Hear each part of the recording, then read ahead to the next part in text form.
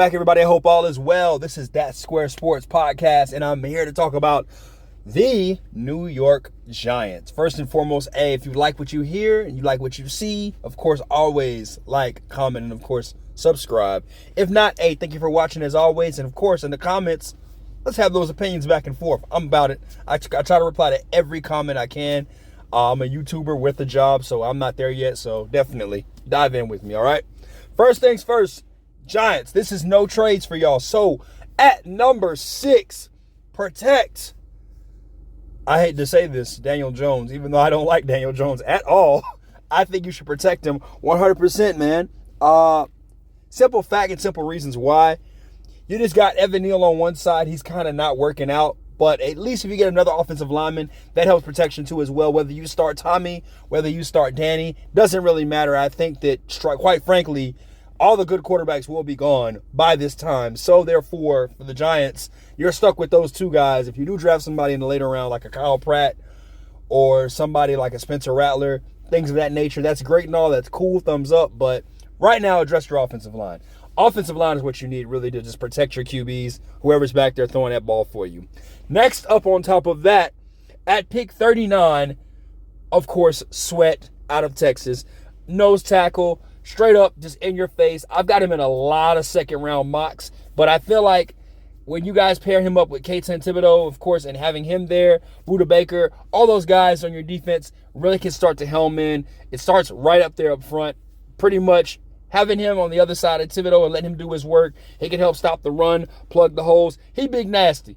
Now, respectfully, he's got to lose some weight. He's a little bit too big to be playing 100% of the snaps. So he'll probably be playing close to like maybe 40 to 60% of the snaps. Not a lot, but I know that he's a second rounder, and if he falls, you're going to be mad that he went somewhere else, but not to the New York Giants. With that being said, just to add a little bit more to this, on top of that, he can actually move for his size. Really, really good plug stopper. Like I said, really good run defender. Pass protection, he can get through, disrupt the timing of the offense. Really good. Just kind of one of those guys that sniffs it out. It's a true definition of a ball hawk. He actually has more sacks than most people think that he does too. On top of that, so that's something I really like about Travis Sweat.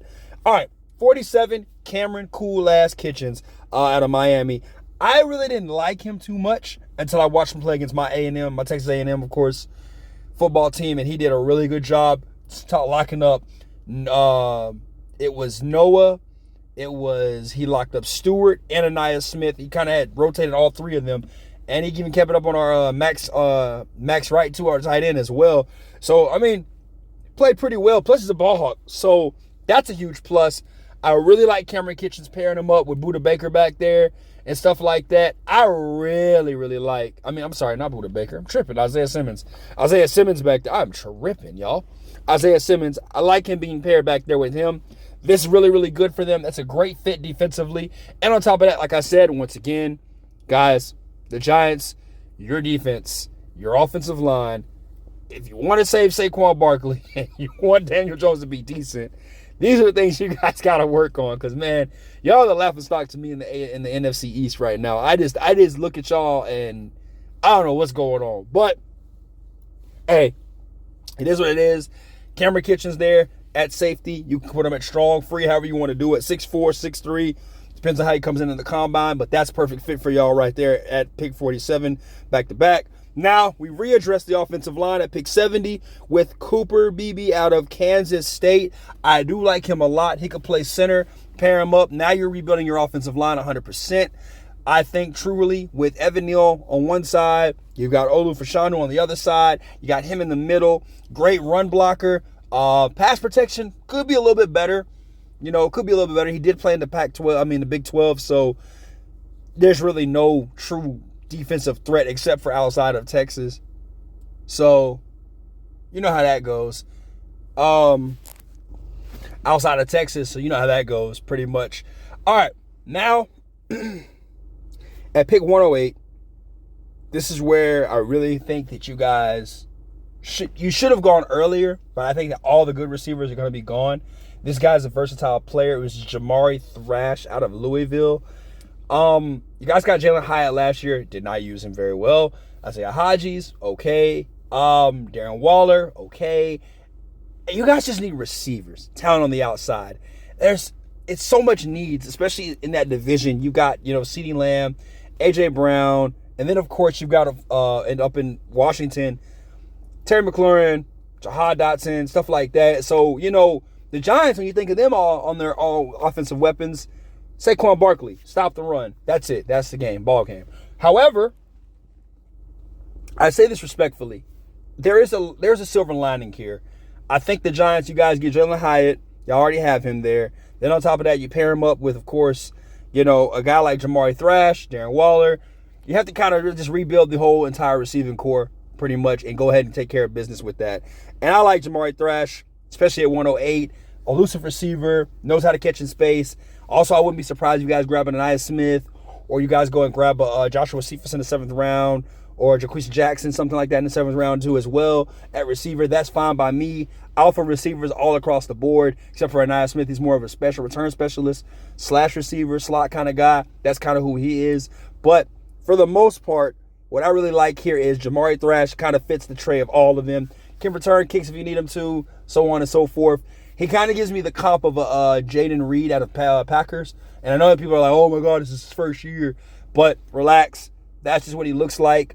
A lot of that, knowing how to be the guy. So that's something that Jamari Thrash is really good at. And he was the guy at Louisville pretty much. So that's something that you really, really want as a Giants fan, pretty much having a receiver that could come in and understand that, hey, you're going to be the number one. I know Jalen Hyatt's the number one. Until he gets the ball rolling, you're going to be the guy. So that's kind of where they're going with that right there. Next up is Austin Booker out of Kansas, edge rusher. He's just got some super duper long arms, pause. I know you guys in the comments go crazy for that stuff. But got some long arms, sick, nasty, 1-2 punch. He really showed up to me in the Senior Bowl. I thought he was going to go undrafted. That's where I had him at. But when I watched him play in the Senior Bowl, he wasn't that bad. He's actually pretty damn good. And it was him and Gabe Hall, Nelson out of University of Houston. These guys kind of were on the bubble for me. But then Gabe Hall showed me that he could swim. Austin Booker showed me that he could just bull rush and move you out the way. And he was against Taylor Guyton a lot. So I was like, yo, bro, you really hurting your stock, Taylor Guyton, going and getting beat up by these guys. So to me, I'm not going to lie, Austin Book, that's a steal right there. Pair him on the other side of Kayvon Thibodeau. Bro, hey, you guys are really rebuilding. And I think it's crazy enough, I do believe that this guy could come in and start not right away, maybe middle of the season. Of course, obviously, you got some veteran guys ahead of him. But I could see him coming in just for depth in the beginning and then, of course, obviously taking the serious role of becoming a starter in the NFL. I do see that for him in his future. Now, I could be wrong, but I do see that in his future. Next up is Tevin Wallace out of Kentucky, linebacker. More so, really, to me, how Kentucky used him was more of a coverage guy. I think that his experiment of explosiveness really comes off the edge. So he's kind of another edge rusher as well. That's really where I see him at, linebacker, edge. Kind of that's my usage for him in the Giants defense. That's how I see him. But he can cover. He's nice. Pretty much just rounding out, pretty much that depth at linebacker. Once again for depth. Giants right now, man, there's so many needs. And I'm going to address that in the trade one because this one, I mean, you got the O-line, receivers, running back, defense. It's so much that the Giants have to cover. But these are the 7 picks. If you guys don't trade, that's what I got. So no trades for this one. Guys, let me know in the comments what you think. I will be putting this trade mock together immediately after this video. But hey, yo, peace.